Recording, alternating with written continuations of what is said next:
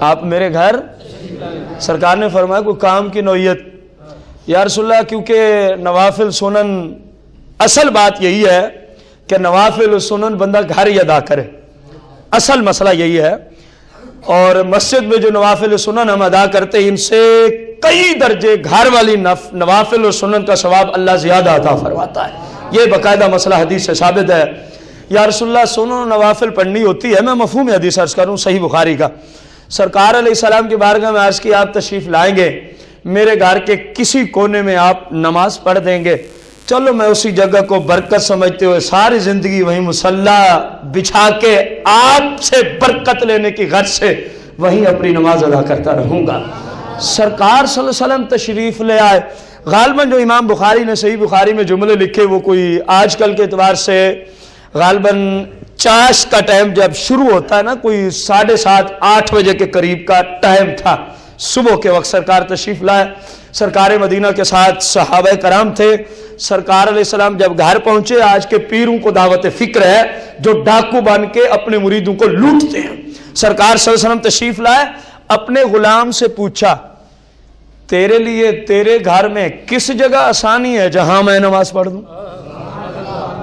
حالانکہ جہاں پڑھ دیتے وہ اسی کو برکت سمجھ کے شروع ہو جاتا، لیکن سمجھایا گیا امت کو اگر کچھ لوگ تمہاری پیروی کرنے والے بن جائیں تو ان کی آسانیوں کا خیال کرنا تمہارا پہلا فریضہ ہے. تمہارا یہ نہ ہو کہ فون آئے پیر صاحب آ رہے ہیں، ساتھ 15-20 مچھ ڈنڈے بھی آ رہے ہیں، وہ بیچارہ جو گھر کی روٹی نہیں پوری کر سکتا 2-2 3-3 4-4 ہفتہ پیر صاحب کو دن رات مرغے اور بکرے کے سوا پیر صاحب نے کھانا کوئی نہیں کھانا، ڈاکٹر نے روکا ہوا ہوتا ہے. اللہ معاف کرے، خدا کا نام لو، ان چور ڈاکو جعلی پیروں سے اپنی جان چھڑا لو. اپنی جان یہ آپ کو کچھ نہیں دے سکتے، یہ ظالم ہے جو شریعت کے خلاف ہے. یہ پیر ہوتے خدا کا نام لو، نماز پڑھو، قرآن پڑھو، اللہ رسول کے احکامات پہ عمل کرو. آپ جیسا پرہیزگار متقی بندہ ہی کوئی نہیں ہے. کیا ضرورت ہے کسی کے دروازے پہ جانے کی؟ اور وہ بھی جعلی پیر، ڈاکو، چور، پتہ نہیں کیا کچھ ہوتے ہیں. خیر سرکار آئے، نماز ادا فرمائی. اب دیکھنا پیروی، اس بندے کی جتنی زندگی تھی اسی جگہ نوافل اور سنن ادا کرتے رہے. عشق کے دعوے بڑے دور ہیں، ہم تے تو اتنا ہی کافی ہے کہ ہم ظاہری شریعت پہ عمل کرنے والے بن جائیں. ظاہری شریعت پہ اب آ جائیں اس طرف کہ شیطان چیخا تھا اس وجہ سے کہ لوگ اب میری پیروی. ایسے ہی ہوا، پھر وقت بدلتا گیا بدلتا گیا بدلتا گیا حتیٰ کہ ہمارا زمانہ آ گیا. اب دیکھیں کیا ہو رہا ہے. مسلمان کی شادی ہو تو کیا کچھ گناہ نہیں ہوتا؟ بولو تو صحیح. میں نے کسی کو گالی تو نہیں دی، میں نے کسی چودھری خان ملک صاحب کا نام تو نہیں لیا. ہاں جو اس اصول میں آئے تو اپنے گھر مرے، پھر بھی اس کو تکلیف ہوتی ہے تو گھر مرے. قرآن و حدیث سبھی کے لیے یکساں ہے. قرآن و حدیث سبھی کے لیے، میرے اوپر بھی لاگو ہو تو آپ مجھ سے بھی پوچھ سکتے ہیں حضرت آپ تو خود یہ کرتے ہیں. میں آپ کا بھائی ہوں، میں کوئی سونے کا بنا ہوا آدمی تو نہیں ہوں. جس مٹی سے آپ کو اللہ نے بنایا مجھے بھی، اور اس بات کا مجھے پتہ نہیں ہے کم از کم کہ ہم جتنے بیٹھے ہیں ہم میں سے اللہ کی بارگاہ میں زیادہ رتبہ کس کا ہے، کم از کم مجھے نہیں پتہ اس بات کا. کیونکہ ہمیں تو یہی پتہ ہے اسلام میں مسلم کا یہ نظریہ ہوتا ہے کہ مجھ سے باقی سارے مسلمان اچھے ہیں. مجھ سے باقی سارے مسلمان اچھے ہیں. جبے کبے پہننے سے کوئی بندہ اچھا تھوڑی بن جاتا ہے. باہر لوگوں کی عادت ہوتی ہے وہ پتہ نہیں کیا کچھ بن کے نکلا ہے، پتہ لگتا ہے کوئی شاید غوث اعظم کا بیٹا آ رہا ہے. اندر کھنگالو تو ساری شیطنت ساری. اور جبے کبوں سے بندہ متقی نہیں بنتا. متقی بنتا ہے دل کی صفائی کے ساتھ، متقی بنتا ہے جلوت و خلوت میں اللہ سے ڈرنے کے ساتھ. اللہ سے اب غور کرو، آج کے زمانہ میں مسلم کی شادی ہو، زمانہ جہلیت کا دور سامنے رکھو، سرکار کی ولادت کا حقیقی مقصد سامنے رکھو، بتاؤ جو آج اللہ ماشاءاللہ کچھ مسلمانوں کی شادیاں شریعت کے مطابق بھی ہوتی ہیں وہ بہت قلیل ہیں، القلیل و کل مدوم کے درجے میں وہ بیچارے نہ ہونے کے مترادف ہیں۔ میرے بھائی سوچ، آپ کی آمد سے پہلے یہی کچھ ہوتا تھا، آپ آئے تبدیلی آ گئی، چند عرصہ گزرا، پھر اگر آج بھی زمانہ جاہلیت کے لوگوں کی رسم و رواج مسلمان کے گھر میں ہوں تو اس مسلمان نے کم از کم اور کچھ بھی نہ ہو تو اپنے نبی علیہ السلام کی آمد کی حقیقی مقصد کو نہ سمجھا ہے نہ اس پہ عمل کیا ہے۔ میں نے غلط تو نہیں کہا تھی؟ پھر ان کے یہاں ایک میلہ لگتا تھا، ان کے یہاں ایک، اس کی تفصیل پچھلی قسط میں ہے، انٹرنیٹ پہ یہ ساری باتیں ابھی تفصیل سن سکیں گے، یہ جو بھی ادھر ہوتا ہے درس یہ نیٹ پہ اپلوڈ ہوتا ہی رہتا ہے۔ اب غور کرنا، وہ سال میں ایک مرتبہ لگتا تھا، وہ سال میں، اس میں ہوتا کیا تھا، جس چیز کی طرف میں آنا چاہوں گا، گانے باجے کیا ہوتے تھے، ڈانس ناچنا، تین باتیں، گانے باجے ڈانس اور ناچنا، عورتیں یہ کرتی تھیں اور مرد ان کو، اونچی بولو، یہ کس وقت کی بات ہے؟ سرکار سے پہلے زمانہ جاہلیت کی بات۔ پھر جب آپ آئے، آپ کے ماننے والوں میں کہیں اس کا نام و نشان نظر آتا ہے؟ صحابہ و اہل بیت میری مراد ہیں، تابعین تبع تابعین میری مراد ہیں، ائمہ مجتہدین کا زمانہ میری مراد ہے، کہیں نظر آتا ہے؟ آپ کے ماننے والے، کیونکہ ہم بھی ہیں آپ کے، یعنی اس زمانے کے جتنے مسلمان ہیں پورے ورلڈ میں سب کے سب بھی ہیں آپ کے ماننے والے۔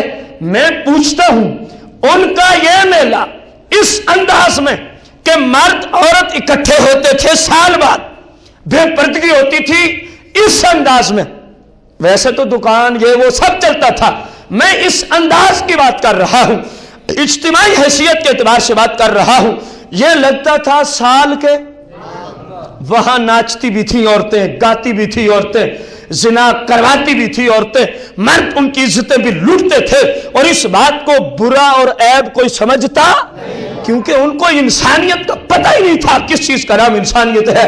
یہ انسانیت پوری کائنات میں، پورے ورلڈ میں اگر کوئی کافر ہے، مشرک ہے، جو بلا بھی ہے، بھلے مسلمان ہے، کوئی بھی ہے، ان سب کو انسانیت کیا ہے اس کا مطلب سمجھایا ہے تو تاجدار مدینہ نے آ کے سمجھایا ہے۔ اس سے پہلے تو پتہ ہی نہیں تھا کسی کو، زمانہ جاہلیت کی بات کر رہا ہوں کہ انسانیت کہتے، وہ گاتی تھیں، وہ دیکھتے تھے، وہ ناچتی تھیں، وہ لطف اندوز ہوتے تھے، وہ شراب پی کے بدمست ہو کے پھر جو نتیجہ اس طرح کی محفل میں ہوتا وہ ہوتا تھا۔ یہ اس زمانے کی بات ہے جب سرکار ابھی دنیا میں ظاہری طور پہ آئے، اور یہ سال میں ایک بار۔ کمی تو آج کے چور پیروں نے کوئی نہیں رکھی، سال والی کہانی دیکھو تو ان کے ایسے اور کثیر تعداد میں ہوتے ہیں جن میں سارا وہی منظر ہوتا ہے۔ سال کے بعد اور سے ہو رہا ہے۔ اب سنیوں کو کافی تکلیف ہوتی ہے جب میں ایسی بات کرتا ہوں۔ میرے بھائی یہ رونے کا مقام ہے، تکلیف کا نہیں۔ تیرا مسلک پوری کائنات میں اسلام کی روشنی میں مسلک حق کا تھا اور ہے اور قیامت تک رہے گا۔ مر جانے کا مقام نہیں، جو حقیقی مسلمان ہو اس کے گھر عرس کی محفل ہو، کام سارا وہی ہو جو زمانہ جاہلیت کی کنجریاں کیا کرتی تھی۔ کیا آج عرسوں پہ عورتوں اور مردوں کا اختلاط نہیں ہوتا؟ سال بعد جو یہ چور ڈاکو پیر کراتے ہیں، صحیح عرسوں کی مراد میں نہیں لے رہا، وہ تو عین اسلام ہوتا ہے، وہ تو عین قرآن ہوتا ہے، وہ تو عین حدیث ہوتا ہے۔ جس عرس میں رسول اللہ کی شریعت کا لحاظ رکھا جائے اس جیسی بابرکت محفل کہاں سے تلاش کریں گے؟ ہم تو ان چوروں کی بات کر رہے ہیں جو عورتوں اور مردوں کو کیا کرتے ہیں، پھر ان کو نچواتے نہیں۔ بولو تو صحیح، آخر وہاں جاتا کون ہے؟ یہ جو مائیں بہنیں وہاں نظر آتی ہیں انٹرنیٹ پہ، دوسروں نے یہ کلپ لے کے ہمارے مسئلے کو بدنام کیا ہوا ہے، وہ کون ہے؟ ہندوستان سے ہندو چال کے آئے ہوئے ہیں، سکھ آئے ہوئے ہیں، بھائی رونے کا مقام ہے، وہ سنی ہوتے ہیں، لیکن لا علم جو دانشور عقل مند شعور رکھنے والا سنی ہے وہ کبھی ایسی محفل میں خود نہیں جاتا تو ماں بہن کو کب جانے دے گا؟ وہ تو خود نفرت کرتا ہے ایسی محفل میں جانے سے، ماں بہن کو وہ غیرت مند سنی نہیں جانے دے گا۔ یہ اس کی بات ہے جس کی غیرت ختم ہو چکی ہوتی ہے، جس کی اسلامی غیرت کیا ہو چکی ہوتی ہے؟ ختم ہو چکی ہوتی ہے۔ میرے بھائی اس کو مزید آگے چلا، وہ سال کے بعد اجتماعی طور پہ یہ جرم کرتے تھے، فحاشی عریانی اور گانے باجے کی محفل، اس میں فحش بے حیائی بکی جاتی تھی جو جی میں آتا تھا۔ آج پھر مسلم ہیں، غور کر، وہ جو سال کے بعد کرتے تھے اکثریت کے گھروں میں ہر وقت وہی کام ہو رہا ہے۔ اب ممکن ہے کسی کو سمجھ ابھی نہ آئی ہو، یہ جو میڈیا ہے، یہ جو کیبل ہے، یہ جو انٹرنیٹ کا غلط استعمال ہے، اس میں اور اس میلے میں کیا کمی ہے؟ تقابل کرائیں تو وہاں گانے باجے تھے اور آج بھی وہ سال کے بعد اکٹھے ہوتے، یہ سارے بڑے عاشق بھی کہلانے والے ہر روز جمع ہیں۔ وہ بھی ایسے بے غیرت تھے، زمانہ جاہلیت کی بات کر رہا ہوں، جو جاتے تھے بیٹی بھی ساتھ ہے، بیوی بھی، بہن بھی، ماں بھی، کیسی منظر کشی ہے۔ اگر آج دیکھ ایک بھولے ہوئے مسلم کو تو منظر وہی ہے، گانے چل رہے ہیں، فلمیں چل رہی ہیں، ڈرامے چل رہے ہیں، فحاشی عریانی کو پکا جا رہا ہے، میڈیا کے ذریعے یہودیت اور عیسائیت کے کلچر کو مسلم سوسائٹی تک، مسلم بچیوں اور بچوں کے اندر تک اس زہر کو گھولا جا رہا ہے۔ وہ کافر اتنا کامیاب ہو گیا، پیسہ مسلم کا، گھر مسلم کا، وقت مسلم کا، اور نصاب سارا یہودی کا چلتا ہے۔ اس کی تفصیل تو 5 جمعے ہم نے اس پہ عرض کی ہے، قرآن اور سیاستہ سے میڈیا اور مسلم کی ذمہ داری۔ عنوان کیا ہے؟ نیٹ پہ ہمارے ایڈریس پہ آپ کو مل سکتا ہے، میڈیا اور مسلم کی 5 گھنٹے کا مکمل بیان قرآن اور سیاستہ کے حوالے سے۔ مسلمان اگر ہو، لقد من اللہ علی المؤمنین والا مسلمان ہو تو اس کے گھر میں یہ فحاشی چل سکتی جو اس سے کیا گزرا ہے، جو مرضی کرتا رہے، کیونکہ حقیقی آنے کا مقصد تھا گناہوں کو چھوڑنا، شیطنت کو چھوڑ کے اللہ والے کام کرنا۔ اللہ والے، یہ اپنے آپ کو سب سے زیادہ جنت کا مستحق سمجھے ہوئے بیٹھا ہے، اور سب سے بڑا عاشق رسول یہی ہے جس کی ماں بھی بیچ میں ہے، بہن بھی بیٹھی ہے، بیٹی بھی بیٹھی ہے۔ کتنا بے شرم بے حیا ہو چکا ہے یہ، سامنے گانے باجے چلے، سامنے فلم چل رہی ہے، سامنے ڈرامہ چل رہا ہے، بتایا جائے یہ سرکار صلی اللہ علیہ وسلم کی شریعت ہے؟ آپ اس کام کو روکنے کے لیے آئے تھے یا کوئی اور مقصد تھا؟ میں وہ جملے بولتا نہیں، اگرچہ کفر کو بولنا بھی کفر نہیں ہوتا، نقل کفر کفر نہ باشد، مجھے بھی پتا ہے، لیکن میں بولتا نہیں کسی وجہ سے۔ سرکار جس فحاشی عریانی کو روکنے آئے، آج جب سرکار کے عاشق ہی اسی کام میں مبتلا ہو گئے تو باقی پھر کہاں جائیں گے؟ ہے رونے کا مقام کہ نہیں ہے؟ میرے بھائی کہانیوں سے بندہ مسلمان نہیں ہوتا کامل، بندہ نعروں سے کامل مسلمان نہیں ہوتا، بندہ صرف جھنڈیاں لگا کے جنت کا مستحق نہیں بنتا۔ سال بعد جلوس کے اندر شرکت کر لی تو جنت کے ہم ٹھیکیدار ہو گئے، نماز کا پتہ کوئی نہیں۔ کیا آپ انصاف سے بتائیں گے یہ نظریہ ٹھیک ہے؟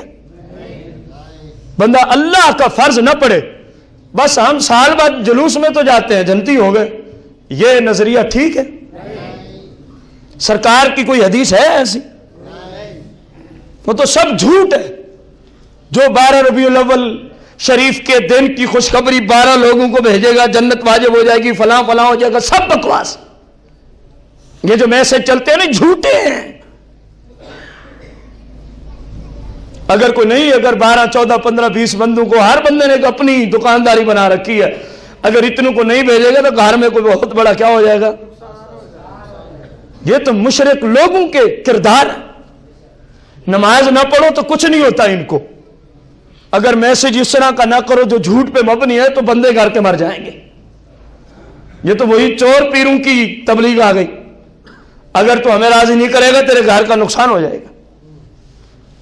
جتنے پیر اس طرح کے ہیں نا پورے ورلڈ میں، ان سے جو نقصان میرا ہوتا ہے کر کے دکھا، سبھی کو کہہ رہا ہوں میرے ساتھ وہی ہونا ہے جو میرا اللہ چاہے گا۔ میں مسلمان ہوں، میں مشرک نہیں ہوں، میری روزی کوئی نہیں بند کر سکتا، جتنی میرے رب نے میری تقدیر میں لکھی ہے وہ مجھے ملتی ہی رہے گی۔ میں ایسا سنی نہیں ہوں جو کہیں جی 11ویں نہ کی تو بھینس سے بجائے دودھ کے خون آنا شروع ہو جائے گا۔